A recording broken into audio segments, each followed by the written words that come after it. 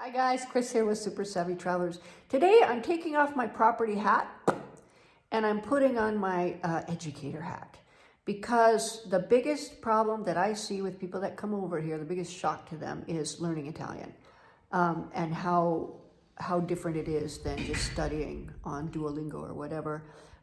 Most of the time what happens is, well, it didn't really happen to me too much because I already knew French, so I was okay.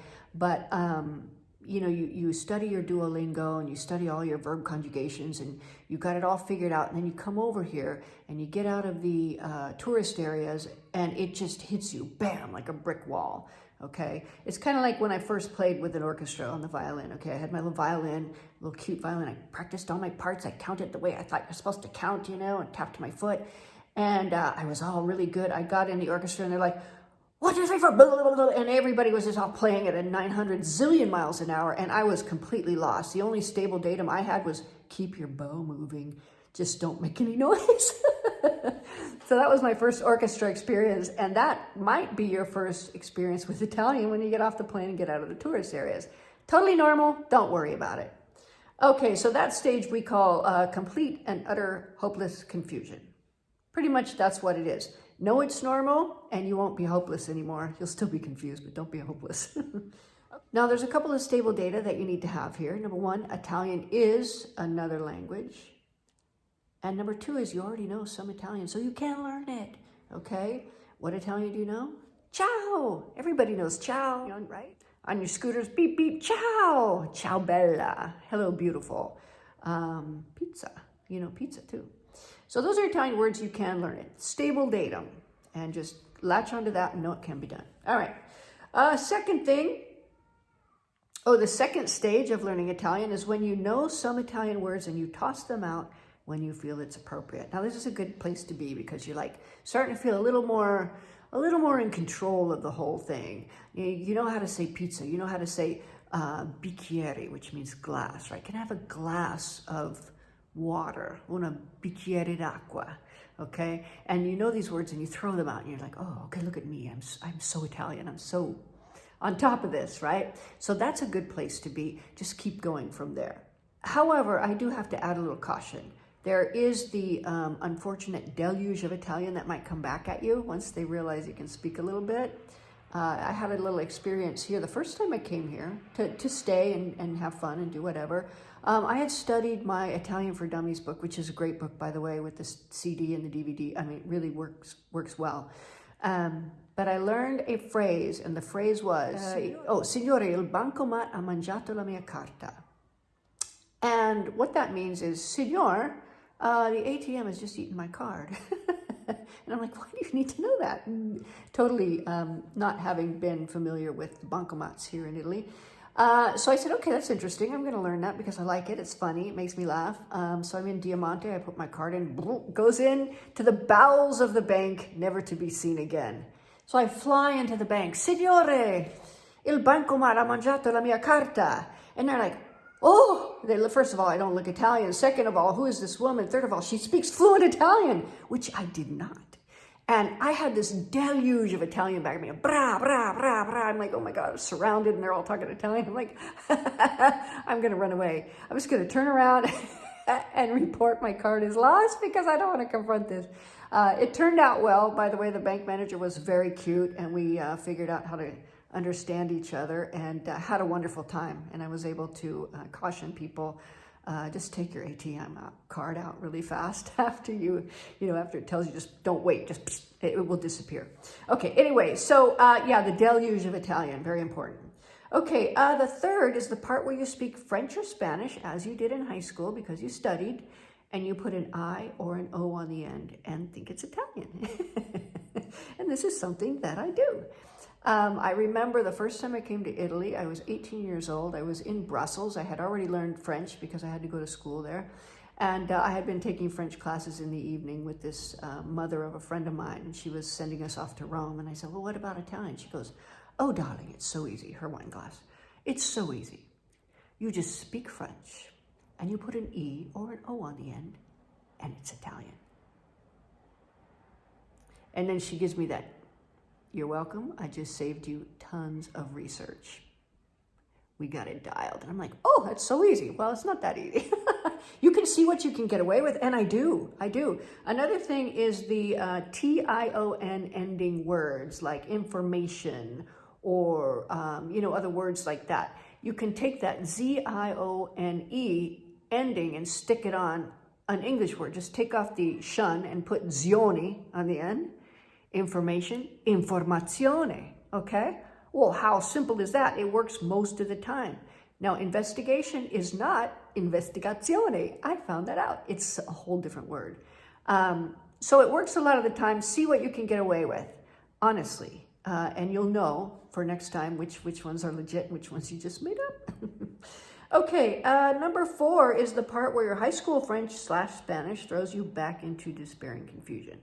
Now, this is actually far along in the process, right? It's not right at the beginning. Understand that. And know that if you're in that part where you hear the sentence, you understand most of it, and then it goes in and then it bangs around like hard inside your head. Spanish, French, Italian, English, what? You formulate your response in English and you go Spanish, French. Nothing Italian. It does not come out Italian. It comes out something else. The 5th part is the part where you understand a word or two in every sentence you hear. So you're like, okay, pizza, lasagna, cibo, bicchieri. And you're like, oh, they're talking about dinner. Yay, okay. And then you can start to kind of formulate your sentences back at that. So when you do that, it's really interesting, the process. When I got here, I was like, word, word. Okay, that's good. Now, where I'm at now is word. What is that word? What is that? Antonella, please tell me that. Oh, it's kind of when Oh, okay, I understand. The 6th part of learning Italian is where you understand all the words, but you still talk like an idiot. Now, that's okay, because understanding comes first. It's easy to understand what's said, but then taking all the bits and pieces, it's like Legos, okay? Italian is like Legos. If all the words and conjugations are all like little individual Legos, and you got to click, and stick them all together and make a sentence, right? So sometimes you don't know which Lego piece to use, right? So you got, okay, I'm talking to you. So is it you plural or is it you singular? Okay, two. It's you singular, two. Okay, I got that. All right, now I have to say, what do I want to say? You ask. Okay, you ask. So you go, okay, chiedere. Chiedi. Tu chiedi. You ask. For. Per. Okay. An apple. Okay, an. Okay. Apple is feminine. Okay, so it'd be una. And it's not the apple, it's an apple, so it's una, not la. Una mela. Okay? You ask for an apple. Okay, good. You just figured out the sentence. It took about 5 minutes, when the whole time your mouth is hanging open like, and they're going, is she having a stroke or something? It takes a while, but if you can do that, if you can take those Lego pieces, here's a promise I will promise and make you right now, is that if you can take your time and put those Lego pieces together correctly, next time it's going to be faster and faster until it's just like brrr, and you're totally fluent. Okay?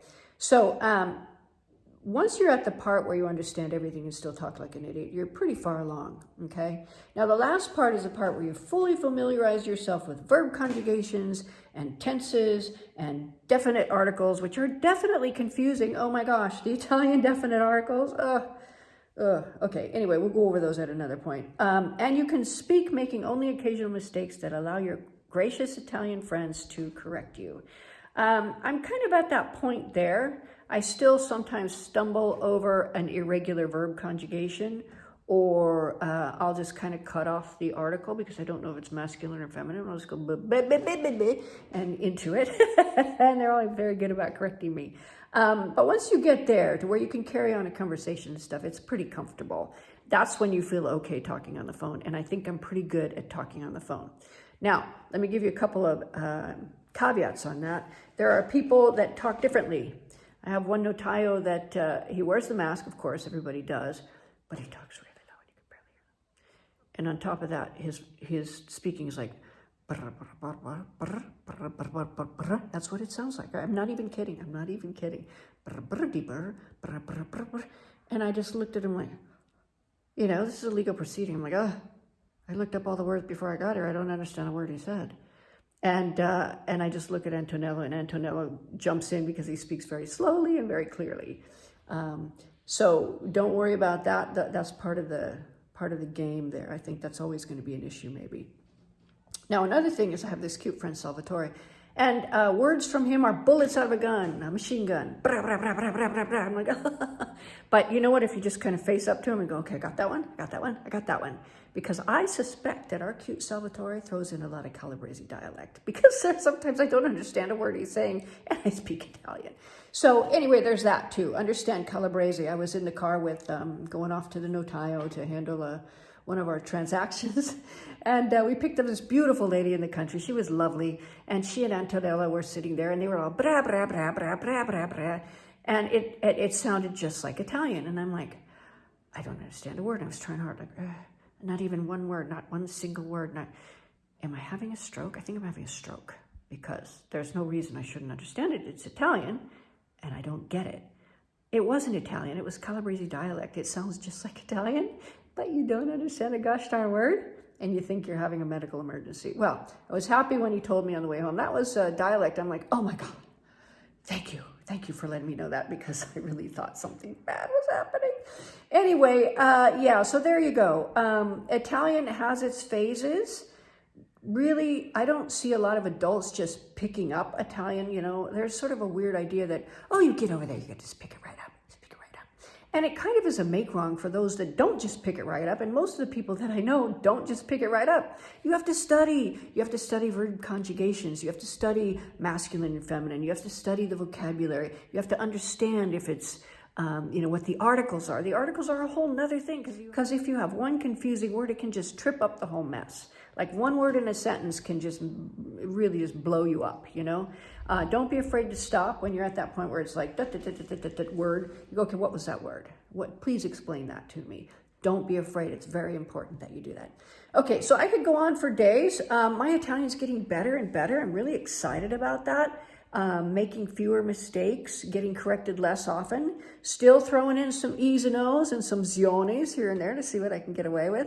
But overall, I'm making myself understood, and I can speak on the phone, and I can talk to my friends, and it's really, really lovely. So don't give up, don't get hopeless, don't get despairing. Whatever you're going through is totally normal. Just study your verb conjugations and study your articles and your masculine and feminine and your vocabulary, and you're gonna be just fine. So anyway, I hope this helps. See you guys later.